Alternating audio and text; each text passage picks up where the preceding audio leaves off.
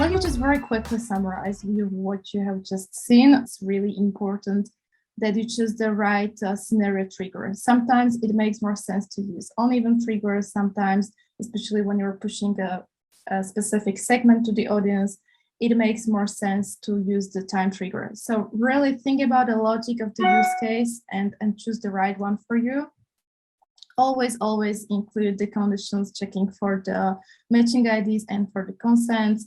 And as already mentioned in the chat, it's not only about adding customers. Every time a customer revokes the consent, you need to remove this person from the audience.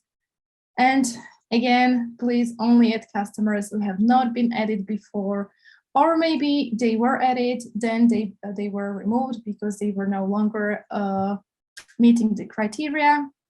But when they made a new purchase, let's say, or they are again part of the segment to be pushed, so you want to re-add them to the audience. Always keep in mind that you need to remove not relevant customers who no longer meet the criteria to be part of the segment, or if they opt out. In order to be able to do this, adding and removing the customers, you need to have the campaign ads data events in the Bloomreach to be able to identify, to say that, okay, I added this customer to the audience, I removed him from the audience. We recommend that you keep the campaigns ad events at least for 90 days. Sometimes it makes sense to keep them even for longer if you create an audiences of lapsed customers, let's say, but the minimum is 90 days.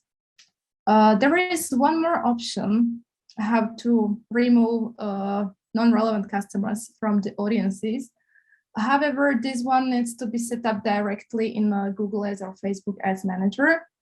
It needs to be set up for each audience separately.